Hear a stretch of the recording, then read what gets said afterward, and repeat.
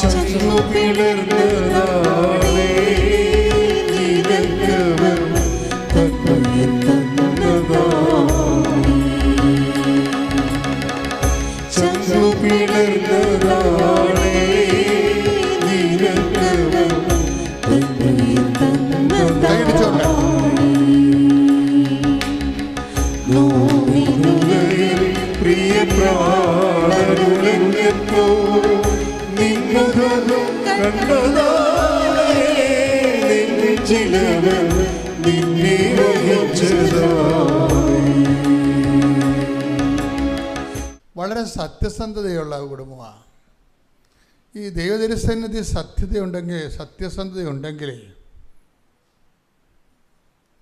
ഈ മിന്നൽ പോലെയാണ് അനുഗ്രഹം വരണത്.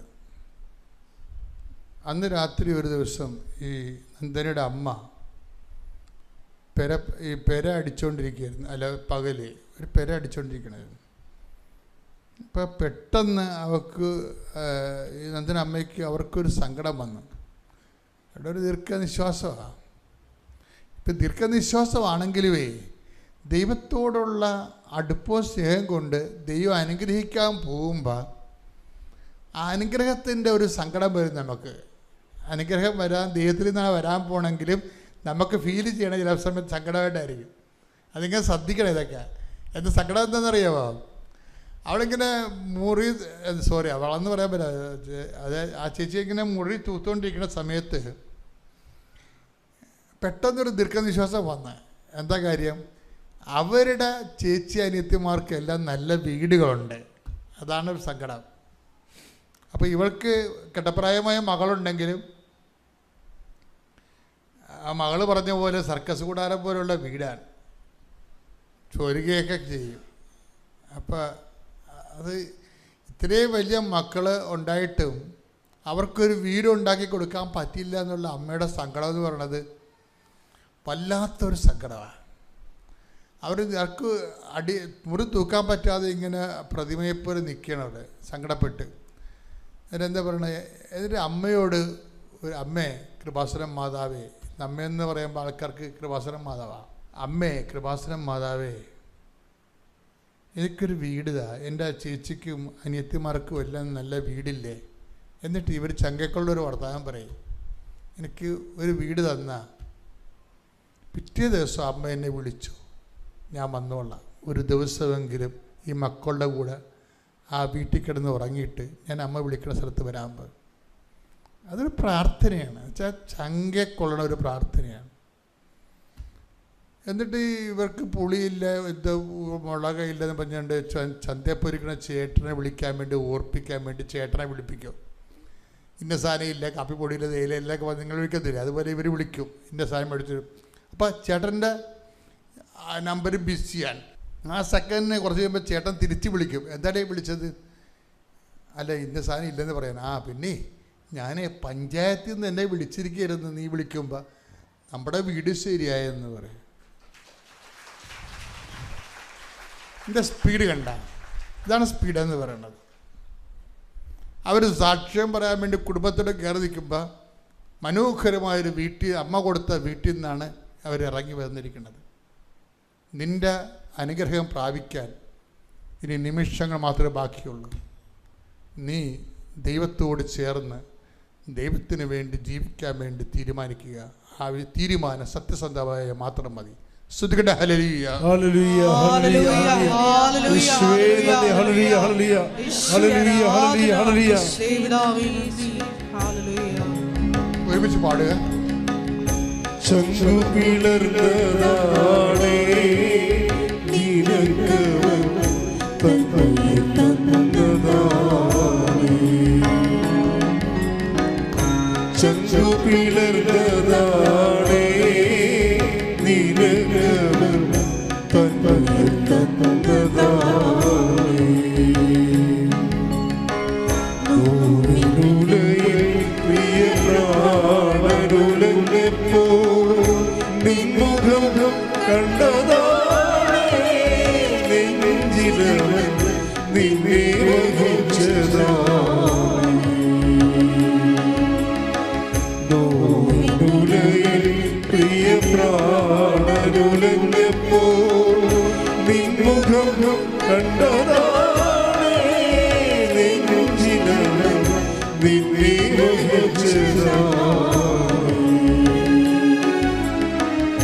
ചങ്ങു പിളർന്നതാണേ നീലകവൻ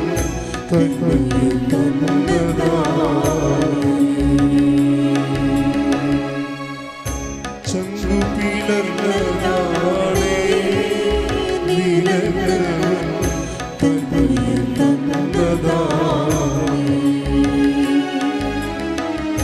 ചങ്ങു പിളർന്നതാണേ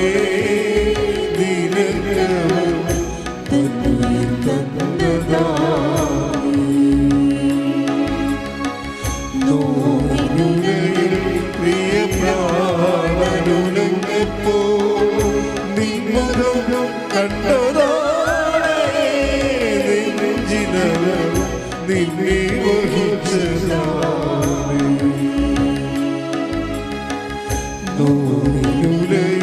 പ്രിയ പ്രാണനുലഞ്ഞപ്പോ നിൻമുഖം കണ്ടതാണേ നെഞ്ചിനകം നിന്നെ വഹിച്ചതാണേ ചങ്ങു പിളർന്നതാണേ നീലകവൻ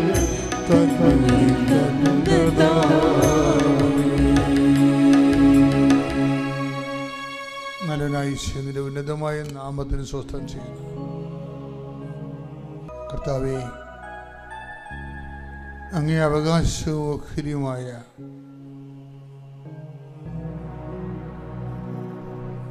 അങ്ങയുടെ വിശുദ്ധ കുരിശിനായി വീണ്ടെടുക്കപ്പെട്ട ആ കുരിശിന്റെ രക്ഷയിലുള്ള വിശ്വാസം ഏറ്റുപറഞ്ഞിട്ടുള്ളതിൻ്റെ അവകാശവും ഓഹരിയുമായ അങ്ങയുടെ മക്കൾക്ക് വേണ്ടി പ്രാർത്ഥിക്കുന്നു. കർത്താവേ, നിന്റെ വിശുദ്ധ പൗരോഹിത്യത്തെ മഹത്വപ്പെടുത്തണമേ. 40 വർഷം ഞാൻ അർപ്പിച്ച കൃപാന്റെ യോഗ്യതയാൽ കൃപാസന അൾത്താരെ ജീവനോടെ പ്രത്യക്ഷപ്പെട്ട പരിശുദ്ധ അമ്മയുടെ മാധ്യസ്ഥതയിൽ ഈ അൾത്താരയിൽ നടന്ന 10,000-കണക്കിന് ആരാധനയുടെ ശക്തിയാൽ കർത്താവേ, സ്വർഗം തുറക്കണമേ. ആത്മാവേ, പരിശുദ്ധാത്മാവേ, അങ്ങയുടെ മക്കളിലേക്ക് ഇറങ്ങി വസിക്കണമേ എന്ന് പ്രാർത്ഥിക്കുന്നു. കർത്താവേ, അങ്ങയുടെ തിരുമുറുപാടുന്ന വലതുകരം, ആണിപ്പടുതാടുന്ന അനുഗ്രഹത്തിൻ്റെ അത്ഭുതകരം അങ്ങയുടെ മക്കളിൽ വെക്കണമെന്ന് പ്രാർത്ഥിക്കുന്നു. സ്വന്തബന്ധങ്ങളിലെ കർത്താവിൻ്റെ രക്തം നിറയട്ടെ. മാംസപേശികളിലെ കർത്താവിൻ്റെ രക്തം നിറയട്ടെ. എല്ലാ പേശികളിലും കോശങ്ങളിലും അസ്ഥികളിലും അസ്ഥിക്കുഴകളിലും കർത്താവിൻ്റെ രക്തം നിറയട്ടെ. ആന്തരിക രോഗങ്ങൾ, സിസ്റ്റു രോഗങ്ങൾ, മുഴകൾ, ക്യാൻസർ രോഗങ്ങൾ, മാരക രോഗങ്ങൾ, മനോരോഗങ്ങൾ യേശുവിൻ്റെ നാമത്തിൽ മാറിപ്പോകട്ടെ.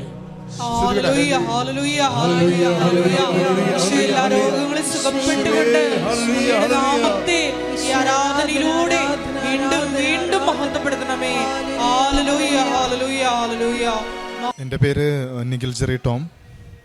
ഞാൻ Bangalore Hongasandra holy family church ഇടവകയിൽ നിന്ന് വരികയാണ്.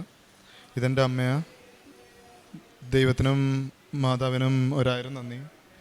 സോ ഞാൻ 2023 ആദ്യമായിട്ട് ഞാൻ പേഴ്സണലി ഉടമ്പടി എടുക്കുന്നത്. അതുവരെ എൻ്റെ അമ്മയായിരുന്നു പള്ളിയിലെ കാര്യങ്ങളിലൊക്കെ ആണെങ്കിലും കുറച്ച് കൂടുതൽ ആക്റ്റീവായിട്ട് നിന്നേച്ചത്. ഞാൻ ബൈ പ്രൊഫഷൻ ഒരു ഫാഷൻ ഡിസൈനറാണ്. സോ 2017 അത്ഭുതകരമായിട്ട് പ്രാർത്ഥിച്ച് നിഫ്റ്റിൽ അഡ്മിഷൻ കിട്ടിയതായിരുന്നു എനിക്ക്. അതും ഓൾ ഇന്ത്യ റാങ്ക് ഓൾമോസ്റ്റ് ഒരു 42 റാങ്കിൽ കിട്ടി. നിഫ്റ്റ് ബാംഗ്ലൂരിൽ ജോയിൻ ചെയ്തു. സോ അതുവരെ അത്യാവശ്യം പ്രാർത്ഥനയും കാര്യങ്ങളൊക്കെ ഉണ്ടായിരുന്നെങ്കിലും ബാംഗ്ലൂർ ചെന്നതുകൊണ്ടും പിന്നെ എൻ്റെ പിഒ പ്രഷറും കാര്യങ്ങളുമൊക്കെ ആയതുകൊണ്ടും കുറച്ചൊന്ന് പ്രാർത്ഥനയിൽ നിന്ന് ഒന്ന് മാറിയുള്ളൊരു ലൈഫായിരുന്നു. അത് കഴിഞ്ഞ് 2021 ഗ്രാജുവേറ്റായി കഴിഞ്ഞിട്ടും ഓൾമോസ്റ്റ് ഒരു കുറച്ച് നാളത്തേക്ക് അത്ര വിശ്വാസ ജീവിതമല്ലായിരുന്നു ആദ്യത്തെ കുറച്ച് നാളുകൾ. സോ ഗ്രാജുവേറ്റ് ആയ സമയത്ത് തന്നെ ഒരു ആക്സിഡൻറ്റ് പറ്റി. പിന്നെ സാധാരണ ഞങ്ങളുടെ ബാച്ച്മേറ്റ്സ് ഒക്കെ ആണെങ്കിലും ഓൾമോസ്റ്റ് അത്യാവശ്യം ഫേമസ് ആയിട്ടുള്ള ബ്രാൻഡ്സിലൊക്കെ വർക്ക് ചെയ്യുമ്പോഴായിരുന്നെങ്കിലും എനിക്ക് ഒരു സ്റ്റാർട്ടപ്പ് ഫേമിലായിരുന്നു ജോലി ചെയ്യേണ്ടി വന്നത് ആദ്യത്തെ കുറച്ച് നാളുകൾ. അപ്പോഴും അമ്മ പ്രാർത്ഥനയിലുണ്ടായിരുന്നു, പ്രാർത്ഥന കാര്യങ്ങളൊക്കെ ചെയ്യുന്നുണ്ടായിരുന്നു. അപ്പോൾ ഞാൻ പിന്നെയും ആ പഴയ ഫ്രണ്ട്സ് ഗ്രൂപ്പിൽ തന്നെ പാർട്ടീസ് അല്ലെങ്കിൽ അങ്ങനത്തെ കാര്യങ്ങളൊക്കെ ആയിട്ട് നടക്കുമായിരുന്നു. പിന്നെ ആദ്യത്തെ ഒരു ഹിറ്റ് ഉണ്ടാകുക എന്ന് വെച്ച് കഴിഞ്ഞാൽ ഒരു 2023 സോ സ്റ്റാർട്ടപ്പിൽ ജോലി ചെയ്തുകൊണ്ടിരുന്ന സമയത്തായിരുന്നെങ്കിലും അതിൻ്റെ ഇടയിൽ ഒരു ക്രാഷ് ഉണ്ടായി. സ്റ്റാർട്ടപ്പിൽ നിന്ന് റിസൈൻ ചെയ്യേണ്ടി വന്നു. സോ അവർക്കാണെങ്കിലും ആ ഒരു കമ്പനി കുറച്ച് ലോസിലായിപ്പോയി. എന്നിട്ട് റിസൈൻ ചെയ്യേണ്ടി വന്ന സമയത്ത് it was kind of like A hard time for me. കാര്യം എന്താ പറയുക, എൻ്റെ കൂടെ ഇറങ്ങിയവരൊക്കെ ഓൾമോസ്റ്റ് ജോലി ചെയ്തുകൊണ്ടിരിക്കുകയാണ്. അവരും വലിയ അത്യാവശ്യം നല്ല ഫേമസ് ആയിട്ടുള്ള ബ്രാൻഡ്സിലൊക്കെ ഓൾറെഡി വർക്ക് ചെയ്യുകയാണ്. അപ്പോഴാണ് ആദ്യമായിട്ട് അമ്മ എന്നെ നിർബന്ധിക്കുന്നത്. കാര്യം ഞാൻ കൂടുതലും എന്താ പറയുക, ആ ഒരു പ്രായത്തിൻ്റെ ഇതിൽ ഫ്രണ്ട്സിൻ്റെ കൂടെ ചില്ല് ചെയ്ത് അങ്ങനെ ഉള്ളൊരു ലൈഫായിരുന്നു. അപ്പോൾ ആദ്യം അമ്മ ഇതേപോലെ ഒന്ന് ഉടമ്പടി എടുത്ത് നോക്കുക. അപ്പോൾ എനിക്കും ബുദ്ധിമുട്ടായിരുന്നു, കാര്യം ഉടമ്പടി പാലിക്കുന്നതും. സോ അത്യാവശ്യം പ്രാർത്ഥന, പള്ളിപ്പോക്ക് കാര്യങ്ങളൊക്കെ ഉണ്ടായിരുന്നെങ്കിലും ഉടമ്പടി പാലിക്കുന്നത്, അതും അതിൻ്റെ നിബന്ധനകളും കാര്യങ്ങളൊക്കെ എനിക്ക് ഒരു ഭയങ്കര പാടുപോലെ തോന്നിയായിരുന്നു. എന്നാലും അമ്മ പറഞ്ഞിട്ട് ഞാൻ ഉടമ്പടി എടുത്തു 2023. സോ 2023 ഉടമ്പടി എടുത്ത് അപ്പോൾ തന്നെ അടുത്ത കമ്പനിയിൽ നിന്ന് ഇതേപോലെ ജോലിക്ക് വിളിക്കുമായിരുന്നു. ഇൻ്റർവ്യൂവിന് ചെന്ന് സീനിയർ മാനേജ്മെൻറ്റുമായിട്ടായിരുന്നു ഇൻ്റർവ്യൂ. ക്രാക്ക് ചെയ്തു, ഈസി ആയിട്ട് തന്നെ ക്രാക്ക് ചെയ്ത് അവിടെ സഫാരി ഗ്രൂപ്പ് എന്ന് പറഞ്ഞിട്ട്, സോ അത് UAE നമ്മുടെ ലുലു ഒക്കെ പോലെ അത്യാവശ്യം ഫേമസ് ആയിട്ടുള്ളൊരു ഗ്രൂപ്പാണ്. So moles and hyper markets ആണ് അവരുടെ മെയിൻ ബിസിനസ്. അവരുടെ 3 ഫാഷൻ ബ്രാൻഡ്സ് ആ ഒരു സമയത്ത് കൊറോണ ഒക്കെ കഴിഞ്ഞിട്ട് ലോസിൽ റൺ ചെയ്തുകൊണ്ടിരുന്ന ഫാഷൻ ബ്രാൻഡ്സ് പ്രോഫിറ്റിലേക്ക്, അതും ഓൾമോസ്റ്റ് ഒരു 3x പ്രോഫിറ്റിലേക്ക് റീബ്രാൻഡ് ചെയ്ത് കയറ്റിക്കൊണ്ടുവരാൻ പറ്റി. അത് കഴിഞ്ഞിട്ട് സോ എനിക്കും ആ ഒരു കരിയറിൽ ഗ്രോത്ത് വേണമെന്ന് ഒബ്വിയസ്ലി ആഗ്രഹം ഉണ്ടായിരുന്നു. അപ്പോൾ അത് കഴിഞ്ഞിട്ട് രണ്ടാമത് ഉടമ്പടി എടുത്ത് ഭയങ്കര ഒരു ഭാഗ്യം പോലെ ഇന്ത്യയിലെ തന്നെ one of the leading fashion platforms ആയിട്ടുള്ള മിന്ത്രയിൽ ജോബ് കിട്ടി. മിന്ത്രയിൽ സീനിയർ ഫാഷൻ ഡിസൈനറായിട്ടായിരുന്നു ആദ്യം ജോബ് കിട്ടിയിരുന്നത്. അതും ഇൻട്രസ്റ്റ് ഉള്ള ഫീൽഡായിരുന്നു, ഇൻട്രസ്റ്റിംഗ് ആയിരുന്നു. അത് കഴിഞ്ഞിട്ട് മെല്ലെ മാനേജർ ലെവലിലേക്ക് കയറി എല്ലാം അത്യാവശ്യം നല്ല സ്മൂത്തായിട്ട് തന്നെ റൺ ചെയ്യുമായിരുന്നു. സോ എനിക്കും I was a really ambitious guy. അപ്പോൾ എനിക്കപ്പോഴും എന്താ പറയുക, കരിയറിൽ മുന്നോട്ട് പോകണം എന്നുള്ളൊരു ചിന്തയിൽ ഞാൻ കൂടുതൽ ചോദിക്കാൻ തുടങ്ങി, പ്രാർത്ഥനയിൽ നിന്നുകൊണ്ട് തന്നെ. അപ്പം മിന്ത്രയിലുണ്ടായിരുന്ന സമയത്താണെങ്കിലും അത്യാവശ്യം നല്ല രീതിക്ക് ഡെയിലി കുർബാനയും കാര്യങ്ങളൊക്കെ ഉണ്ടായിരുന്നു. പറ്റുമ്പോഴൊക്കെ കുമ്പസാരിക്കും. പിന്നെ കുർബാന മുടക്കാറില്ലായിരുന്നു. സോ രാവിലെ ഞങ്ങളുടെ വീടിൻ്റെ തൊട്ടടുത്ത് തന്നെയാണ് പള്ളിയുള്ളത്. അപ്പോൾ രാവിലെ എല്ലാ ദിവസവും കുർബാനയ്ക്ക് പോയി അങ്ങനെയായിരുന്നു പോയിക്കൊണ്ടിരുന്നത് വെച്ചാൽ. പിന്നെ കുറച്ച് കഴിഞ്ഞിട്ട് പിന്നെയും ആ ഒരു ഫ്രണ്ട്സ് ഗ്രൂപ്പിലേക്ക് പിന്നെയും പോയി തുടങ്ങി. അപ്പോൾ അത് ദൈവമായിട്ട് തന്നെ ഒരു പണി തന്നതുപോലെ അവിടുത്തെ ഒരു മാനേജ്മെൻറ്റ് കുറച്ചും കൂടെ സ്ട്രിക്റ്റ് ആകാൻ തുടങ്ങി. സോ അതുവരെ all days work from home കിട്ടിക്കൊണ്ടിരുന്ന എനിക്ക് അത് കഴിഞ്ഞിട്ട് ഓഫീസിൽ വരണം, പിന്നെ കാര്യങ്ങളൊക്കെ വന്നു തുടങ്ങി. സോ അപ്പോൾ എനിക്കാണെങ്കിലും എന്താ പറയുക, സോ ഓൾറെഡി ഓൾമോസ്റ്റ് ഒരു 1.5 years അവിടെ വർക്ക് ചെയ്തു എന്നുള്ളൊരു ഇതിൽ ഞാനും കുറച്ച് ഓവർ കോൺഫിഡൻ്റ് ആയി. എന്നിട്ട് ഞാൻ അവിടെ നിന്ന് റെസിഗ്നേഷൻ ഇട്ട് കഴിഞ്ഞിട്ട് ആണ് കുറച്ച് ഹാർഡ് ടൈംസ് പോലെ ജോബ് ഹണ്ട് ചെയ്യുമായിരുന്നു. അപ്പോൾ പിന്നെയും കൃപാസനത്തിൽ വന്ന് പ്രാർത്ഥിച്ചു. പിന്നെയും ഉടമ്പടി എടുത്തു. ഇവിടെ കേരളത്തിൽ തന്നെ one of the biggest groups ആയിട്ടുള്ള ലുലു ഗ്രൂപ്പിൽ വർക്കിന് കയറി. അതും ലുലുവിൻ്റെ റിയോ എന്ന് പറഞ്ഞ ബ്രാൻഡിൽ. സോ അവർ മാക്സ് ഒക്കെ പോലെ അബുദാബി മിഡിൽ ഈസ്റ്റ് GCC കൺട്രീസിൽ അത്യാവശ്യം ഹിറ്റായിട്ടുള്ളൊരു ഫേമായിരുന്നു. അപ്പോൾ അതിൻ്റെ ഇന്ത്യൻ എക്സ്പാൻഷൻ ടീമിൽ കയറി പറ്റാൻ പറ്റി. അതും നല്ല ഒരു കാര്യമായിരുന്നു. പക്ഷേ ഇവിടെ വന്നപ്പോൾ work days 6 days a week, അതും ഫാമിലി ബാംഗ്ലൂർ, ഞാനിവിടെ, അപ്പോൾ കാര്യങ്ങൾ അത്ര സ്മൂത്തായിട്ടായിരുന്നില്ല റൺ ചെയ്തുകൊണ്ടിരുന്നത്. പക്ഷേ വേറെ മേഖലയിൽ ഭയങ്കര വിചാരിക്കാത്ത ഒരു അനുഗ്രഹം തന്നെയായിരുന്നു കിട്ടിക്കൊണ്ടിരുന്നത് വെച്ചത്. അപ്പോൾ പക്ഷേ എന്നാലും ആ ഒരു വർക്ക് സാറ്റിസ്ഫാക്ഷൻ എന്ന് പറഞ്ഞൊരു സംഭവം എനിക്ക് തീരെ ഇല്ലായിരുന്നു. അപ്പോഴും എൻ്റെ കൂടെ വർക്ക് ചെയ്തിരുന്ന ആൾക്കാർ, അല്ലെങ്കിൽ എൻ്റെ കൂടെ പഠിച്ചിരുന്ന ബാച്ച്മേറ്റ്സിനേലും ഒരു 1 step ahead അതുണ്ടായിരുന്നു. സോ ഞാനെപ്പോഴും അമ്മയുടെ അടുത്ത് പറയുമായിരുന്നു, എന്ന് വെച്ച് കഴിഞ്ഞാൽ ഇഫ് ഇറ്റ്സ് റാറ്റ് റേസ്, അല്ലെങ്കിൽ ലൈക്ക് കോർപ്പറേറ്റിൽ പറയുന്ന പോലെ if it's race kind of a thing, ബാക്കിയുള്ളവർ ആദ്യം മുന്നേ പോയിക്കൊണ്ടിരുന്ന വെച്ചെങ്കിലും ഇപ്പോൾ ദൈവം സഹായിച്ച് like even though initial few years ഒരു ടഫ് ടൈം ആയിരുന്നെങ്കിലും ഒരു ഷോർട്ട് കട്ടിൽ കൂടെ മുന്നേൽ എത്തിക്കുന്ന പോലെ ആയിരുന്നു എൻ്റെ ലൈഫിലുണ്ടായിരുന്നത്. സോ അത് കഴിഞ്ഞ് ലുലുവിൽ വന്നപ്പോൾ അതൊരു പോസ് പോലെ ആയിരുന്നു. സോ ഹാർഡ് ടൈംസ്, അങ്ങനെ 6 days a week work pattern ഒക്കെ, കാര്യം ഇത്രയും നാൾ വർക്ക് ഫ്രം ഹോമിൽ അത്യാവശ്യം കംഫർട്ട് സോണിൽ നിന്ന് വെച്ചാൽ എനിക്ക് 6 days a week ഒരു കുറച്ച് ഹാർഡ് ടൈം ആയിരുന്നു. എന്നിട്ട് ഞാൻ പിന്നെയും വർക്കിന് നോക്കി. സോ ഇതുവരെ എനിക്കൊരു അഹങ്കാരം പോലെ ഉണ്ടായിരുന്നത്, ടു ബി ഫ്രാങ്ക്. സോ ഞാൻ ഇതുവരെ അപ്ലൈ ചെയ്തിരുന്ന കമ്പനിയിൽ നിന്നൊന്നും റിജക്ഷൻസ് ഇതുവരെ എനിക്ക് കിട്ടിയിട്ടുണ്ടായില്ല. അപ്പോൾ ആ ഒരു ധൈര്യത്തിൽ ഞാൻ എന്താ പറയുക, അപ്ലൈ ചെയ്തു തുടങ്ങി. അമ്മ നല്ല പ്രാർത്ഥന ഉണ്ടായിരുന്നെങ്കിലും ആ ഒരു സമയത്ത് എനിക്ക് ഇവിടെ വന്നു കഴിഞ്ഞിട്ട് പള്ളിയിൽ പോകാനൊന്നും പറ്റുന്നുണ്ടായില്ല. സോ അപ്ലൈ ചെയ്തു തുടങ്ങി. ആദ്യമായിട്ട് അപ്ലൈ ചെയ്യുന്ന എല്ലാ സ്ഥലത്തും ഫൈനൽ റൗണ്ട് വരെ എത്തും, റിജക്റ്റ് ആവും. സോ ഓൾമോസ്റ്റ് ഒരു 5-6 കമ്പനീസ് എങ്കിലും ഫൈനൽ റൗണ്ട് വരെ എത്തും, എന്നിട്ട് അറ്റ്ലീസ്റ്റ് ഹോൾഡ് ആവും, അല്ലെങ്കിൽ അങ്ങനത്തെ ഒരു അവസ്ഥയിലായിരുന്നു. ഐ വാസ് ലൈക്ക് ഇതെന്ത് പറ്റി, ഇത് കാര്യം ഇതുവരെ ഓൾമോസ്റ്റ് എല്ലാ കമ്പനീസിലാണെങ്കിലും ലാസ്റ്റ് ഞാനായിട്ട് ഷോർട്ട് ലിസ്റ്റ് ചെയ്യുന്ന ഒരു അവസ്ഥ അല്ലാണ്ട്, എന്ന് വെച്ചാൽ ഞാനായിട്ട് ചൂസ് ചെയ്യുന്നതല്ലാണ്ട് ഇതുവരെ ഇങ്ങോട്ട് റിജക്ഷൻസ് വന്നിട്ടുണ്ടായില്ല. കാര്യം അത്യാവശ്യം വർക്കിലും കാര്യങ്ങളിലും ഒക്കെ നല്ലതായിരുന്നു എന്നുള്ളൊരു അഹങ്കാരം എനിക്കും ഉണ്ടായിരുന്നു. എന്നിട്ട് so back to back rejections വന്ന് ഞാനും ഓൾമോസ്റ്റ് ശരിക്കും ഫ്ലിപ്പായി പോയി. കാര്യം ഇതുവരെ അങ്ങനെ ഉണ്ടായിട്ടില്ല. എന്നിട്ട് ലാസ്റ്റ് റിസോർട്ട് എന്നുള്ള രീതിക്ക് പിന്നെയും കൃപാസനത്തിൽ വന്നു, വീണ്ടും ഉടമ്പടി എടുത്ത് 3 മാസം കഴിഞ്ഞു. 3 മാസം കഴിഞ്ഞിട്ടും അങ്ങനെ പ്രത്യേകിച്ച് പ്രകടമായിട്ടുള്ള ചേഞ്ച് ഒന്നും ഉണ്ടായില്ല. അപ്പോൾ ഞാൻ ശരിക്കും ഡെസ്പായി പോയി. കാര്യം ഇതുവരെ ഉണ്ടായിരുന്ന ഒരു സപ്പോർട്ട് എന്ന് പറയുന്നത്, ദൈവത്തിൻ്റെ ഒരു സപ്പോർട്ട് ഇപ്പോൾ കിട്ടുന്നില്ല. ഞാനും ശരിക്കും ഡൗട്ട് ചെയ്തു തുടങ്ങി. എന്നിട്ട് ഐ വാസ് ലൈക്ക് മൊത്തത്തിൽ ഹോപ്പ്ലെസ് ആയിരുന്നു.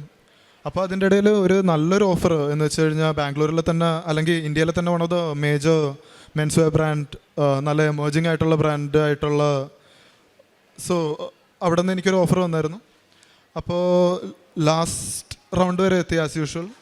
അതും കുറേ നാൾ വെയിറ്റ് ചെയ്ത്, എന്നിട്ട് അവർ തന്ന റിപ്ലൈ എന്ന് വെച്ച് കഴിഞ്ഞാൽ പൊസിഷൻ ഹോൾഡ് ചെയ്ത് വെച്ചിരിക്കുവാന്ന്. അതിൽ എൻ്റെ ഉള്ള എല്ലാ ഹോപ്സും പോയി. ഞാൻ ലാസ്റ്റ് ഒരു പിന്നെയും ഒരു സ്റ്റാർട്ടപ്പ് കമ്പനിയിൽ നിന്ന് കോൾ വന്നു, സ്റ്റാർട്ടപ്പിൽ വർക്ക് ചെയ്യാം എന്നുള്ളൊരു ഇതിലായിരുന്നു.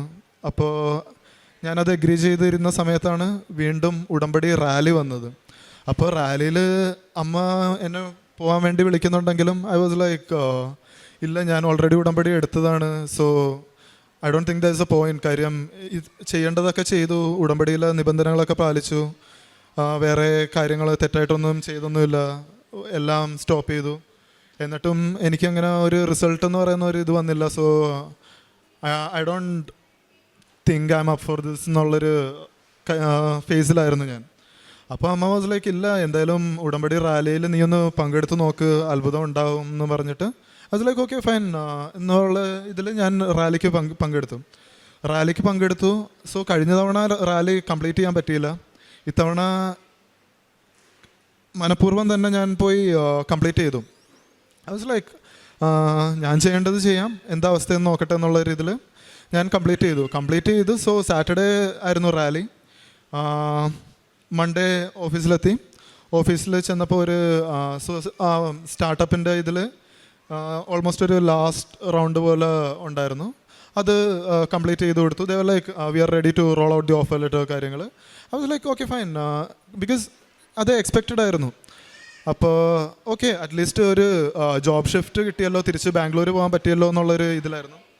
അപ്പോഴാണ് അവർ വിളിച്ചിട്ട് പറയുന്നത്, ലാസ്റ്റ് മിനിറ്റാണ് അവർ പറയുന്നത് ബാംഗ്ലൂരിലെ ആ ഒരു സ്റ്റാർട്ടപ്പ് ആണെങ്കിലും 6 days a week വർക്കിംഗ് ആണെന്ന്. ഐ വാസ് ലൈക്ക്, അപ്പോൾ ഞാൻ പിന്നെയും ഡൗൺ ആയി. പിന്നെ മൺഡേ ഈവനിങ് ഞാൻ മെസ്സേജസ് എടുത്ത് നോക്കിയപ്പോൾ ആ ഹോൾഡ് ചെയ്ത് വെച്ചിരുന്നു എന്ന് പറഞ്ഞ കമ്പനി എന്ന് വെച്ച് കഴിഞ്ഞാൽ എനിക്ക് വർക്ക് ചെയ്യാൻ ആഗ്രഹം ഉണ്ടായിരുന്നതും എൻ്റെ ആ ഒരു വൈബുമായിട്ട് മാച്ച് ആവുന്നതുമായിട്ടുള്ള ആ കമ്പനിയിൽ നിന്ന് അവർ പിന്നെയും മെസ്സേജ് ചെയ്തിരിക്കുന്നു, ആ ഒരു ഫൈനൽ റൗണ്ട് CEO ആയിട്ടുള്ള മീറ്റിംഗ് നമുക്ക് സ്കെഡ്യൂൾ ചെയ്താലോ എന്നുള്ള രീതിയിൽ. ഐ വാസ് ലൈക്ക് ഓക്കെ, നമുക്ക് നാളെ തന്നെ സ്കെഡ്യൂൾ ചെയ്യാം, കാര്യങ്ങൾ നമുക്ക് മൂവ് ഫോർവേഡ് ചെയ്യാമെന്ന് ഞാനും ഓക്കെ പറഞ്ഞു.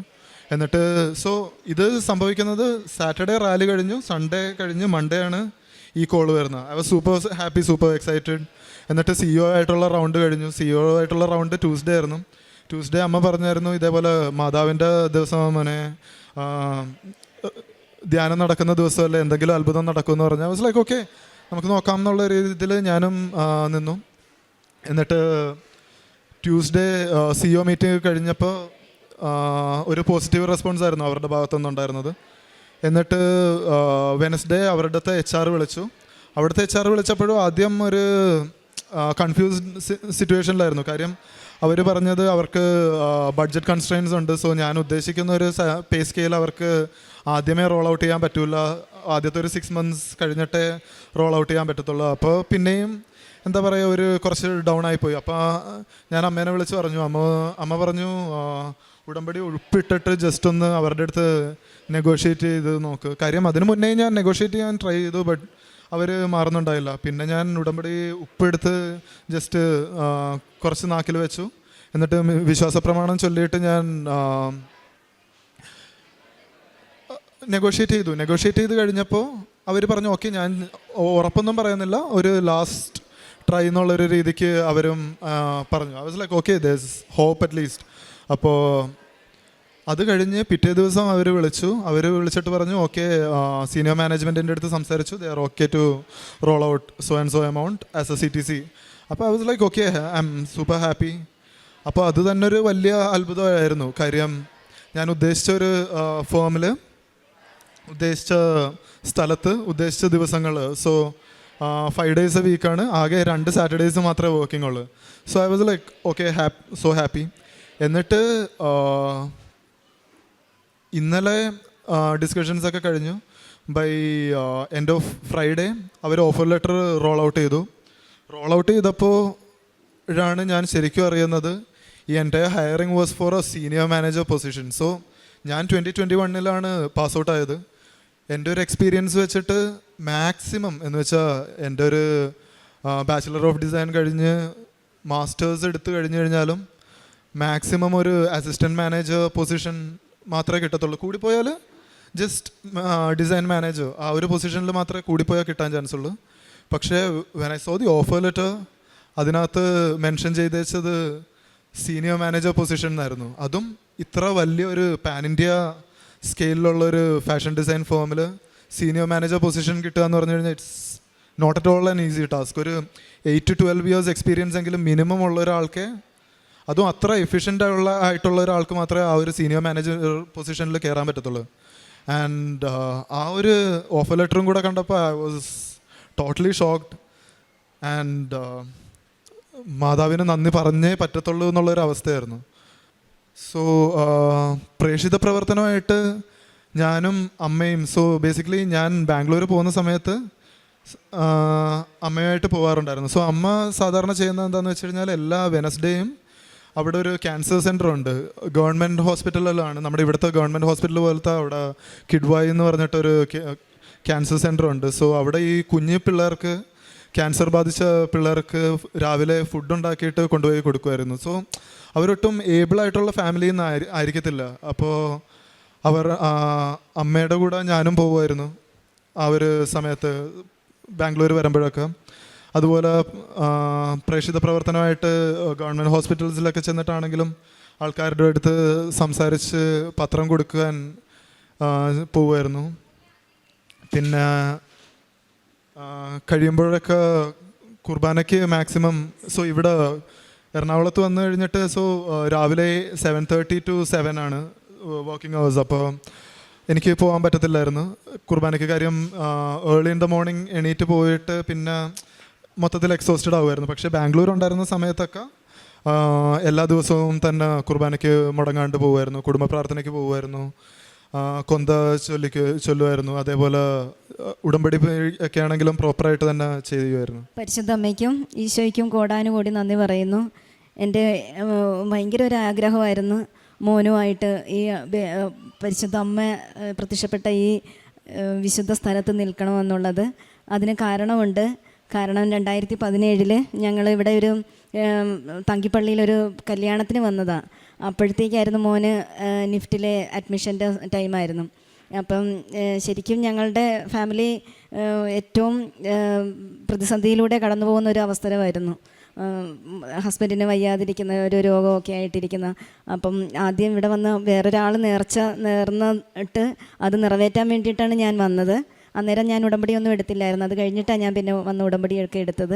ആ സമയത്ത് മോൻ നിഫ്റ്റിൽ കയറുന്നതിന് മുമ്പ് ഞാൻ മാതാവിൻ്റെ അടുത്ത് വന്ന് ജസ്റ്റ് പ്രാർത്ഥിച്ചപ്പോഴത്തേക്ക് ആദ്യം പറഞ്ഞത് അതാ, മാതാവെ തടസ്സമൊന്നും ഇല്ലാതെ ഈ കോഴ്സ് പൂർത്തിയാക്കാൻ അമ്മ എന്നെ ഒന്ന് സഹായിക്കണം എന്ന് പറഞ്ഞ്. പക്ഷേ അതുപോലെ തന്നെ പരിശുദ്ധ അമ്മ 4 വർഷവും ഫുൾ സ്കോളർഷിപ്പോടെ മോന് അവിടെ നിന്ന് പാസ് ഔട്ടാകാനായിട്ടും നല്ല രീതിയിൽ മോനെ ഉയർത്തുകയും ചെയ്തു. അതിന് പരിശുദ്ധ അമ്മയ്ക്ക് ഈശോയ്ക്ക് കോടാനുകൂടി നന്ദി പറയുന്നു. പിന്നെ ഉടമ്പടി എടുത്തതിൽ ആണെങ്കിൽ ഒരുപാട് പരിശുദ്ധ അമ്മയുടെ ഈശോയുടെയും പ്രസൻസ് എന്ന് വെച്ചാൽ ആ നിമിഷം മുതൽ നീ പോകുന്നിടത്തെല്ലാം നിൻ്റെ ദൈവമായ കർത്താവ് നിൻ്റെ കൂടെ ഉണ്ടായിരിക്കുമെന്ന് പറഞ്ഞതുപോലെ ആ ഒരു പ്രസൻസ് എപ്പോഴും എവിടെ പോയാലും ഫീൽ ചെയ്യുന്നുണ്ട്. ഞാൻ ഉടമ്പടി എടുത്ത സമയത്ത് ഞങ്ങൾ എറണാകുളത്ത് താമസിക്കുക. അത് കഴിഞ്ഞിട്ട് മോൻ ഞങ്ങളെ അങ്ങോട്ട് ബാംഗ്ലൂർക്ക് കൊണ്ടുപോയെങ്കിലും ഞാൻ ആദ്യം മോനോട് പറഞ്ഞത് അമ്മയ്ക്ക് ആകെ ഒരു ആഗ്രഹമേ ഉള്ളൂ, മോനെ പള്ളി എല്ലാ ദിവസവും എനിക്ക് കുർബാനയ്ക്ക് പോകണം, അതിനുള്ള ഒരു അവസരം എന്ന് വെച്ചാൽ 2 കിലോമീറ്റർ ആണെങ്കിലും അമ്മ നടന്നു പോയിക്കോളാം എന്ന് പറഞ്ഞ്. പക്ഷേ പരിശുദ്ധ അമ്മയുടെ ഇടപെടൽ കൊണ്ട് നേരെ ഓപ്പോസിറ്റ് വീടിൻ്റെ നേരെ ഒരു റോഡിൻ്റെ വ്യത്യാസം എന്ന് വെച്ചാൽ ഒരു 10 അടി പോലും ഇല്ല, അതുപോലെ പള്ളി, അത് മലയാളികളുടെ പള്ളി, ഞങ്ങളുടെ മാണ്ഡ്യ രൂപതയിൽ അതാണ്. പക്ഷേ അവിടെ ഏറ്റവും വലിയ അനുഗ്രഹം എന്ന് പറഞ്ഞാൽ ദിവ്യ ബലിപീഠത്തിൽ എനിക്ക് ബലിപീഠം ഒരുക്കാനും സിസ്റ്റർമാരുടെ ഒപ്പം എനിക്ക് ഈശോയുടെ ബലിപീഠം ഒരുക്കാനും പൂവയ്ക്കാനും ഒക്കെയുള്ളൊരു അനുഗ്രഹവും നല്ല കൂട്ടുകാരെയൊക്കെ എനിക്ക് തന്ന്. ഞാനിവിടെ നിന്ന് നാട്ടിൽ നിന്ന് പോകുമ്പോൾ എനിക്ക് ഭയങ്കര വിഷമമായിരുന്നു. കർണാടകയിൽ എനിക്ക് ആരും പരിചയമുള്ളവരൊന്നും ഇല്ല, വന്യനാടല്ലേ, ഭാഷ അറിയത്തില്ല. പക്ഷേ എല്ലാം ചുറ്റിനും മലയാളികൾ, നല്ല സ്നേഹമുള്ള ആൾക്കാർ, നല്ല ഒരു അന്തരീക്ഷത്തിൽ ഈശോയ്ക്ക് ശുശ്രൂഷ ചെയ്യാനും. കൂടാതെ കഴിഞ്ഞ മാസം ഞാൻ വന്ന് പരിശുദ്ധ അമ്മയുടെ ഒരു രൂപം വാങ്ങിച്ചുകൊണ്ട് പോയായിരുന്നു. രൂപം വാങ്ങിച്ചുകൊണ്ട് പോയി പിറ്റേ ആഴ്ചയിൽ തന്നെ 1000 മണി ജപമാല ചെല്ലാമെന്നും അത് ആദ്യം തുടങ്ങിയത് എൻ്റെ വീട്ടിൽ നിന്നാണ്. അത് കഴിഞ്ഞിട്ട് ഞങ്ങൾ അവിടുത്തെ ഇടവക അച്ഛനോട് ചോദിച്ചപ്പോഴത്തേക്ക് അച്ഛൻ പറഞ്ഞ് ദിവ്യകാരുണ്യ ചാപ്പലിലിരുന്ന് ചൊല്ലാനുള്ള അവസരവും തന്ന്. അങ്ങനെ എല്ലാ ബുധനാഴ്ചയും ഞങ്ങളിപ്പോൾ ചാപ്പലിലിരുന്നാണ് 1000 മണി ജപമാല ചൊല്ലുന്നതും. അതിന് തുടക്കം ഇടാനായിട്ടൊക്കെ പരിശുദ്ധ അമ്മ എൻ്റെ വീട് തിരഞ്ഞെടുത്തതിനും എൻ്റെ മോന് ചെറിയ ദുശീലങ്ങളുണ്ടായിരുന്നു, ഞാൻ വീട്ടിൽ നിന്ന് മാറി നിന്ന് അതെല്ലാം മാറ്റിത്തന്നതിനും എല്ലാ ഈശോയ്ക്കും മാതാവിനും കോടാനുകൂടി നന്ദി പറയുന്നു. ഓരോ ആവശ്യങ്ങളിലും എന്ത് ചെറിയ രോഗവും വലുതും ഒക്കെ ആയിട്ട് വന്നാലും ഇപ്പോൾ ഡോക്ടറിൻ്റെ അടുത്തൊന്നും പോകാതെ ഉടമ്പടി തൈലവും തേനും ഉപ്പും ഒക്കെ ഉപയോഗിച്ച് ആണ് ഞങ്ങൾ എല്ലാം ഉടമ്പടി ജീവിതത്തിൽ കൃത്യമായിട്ട് 2 ആഴ്ച കൂടുമ്പോഴത്തേക്ക് കൃത്യമായിട്ട് കുമ്പസാരിക്കാനും പത്രങ്ങൾ കൊടുക്കാനും, പത്രം ഇങ്ങനെ ശരിക്കും അച്ഛൻ പറയുന്ന പോലെ ഓരോ കെട്ടൊന്നും അല്ല. ഞാൻ ഇവിടെ വരുമ്പോഴൊക്കെ ചിലപ്പോൾ 5ഉം 6ഉം കെട്ടൊക്കെ വാങ്ങിച്ചുകൊണ്ട് പോവുകയും ഹോസ്പിറ്റലിൽ കുഞ്ഞു പിള്ളേരുടെ വാർഡിലാണ് കൊണ്ടുപോയി കൊടുക്കുന്നതും. അവർക്കൊക്കെ തൈലം വെച്ച് പ്രാർത്ഥിക്കാനും കാശ് രൂപം കൊടുക്കുകയൊക്കെ ചെയ്തിട്ടുണ്ട്. ഒത്തിരി പേർക്ക് ഹീലാകുകയും ചെയ്തിട്ടുണ്ട്. അങ്ങനെ പിന്നെ എനിക്കൊരു മോളുണ്ട്, മോളുടെ അലർജിയും ഒത്തിരി രോഗങ്ങളും ഒക്കെ മാറ്റിത്തന്ന് ഈശോയ്ക്ക് കോടാനും കൂടി നന്ദി പറയുന്നു.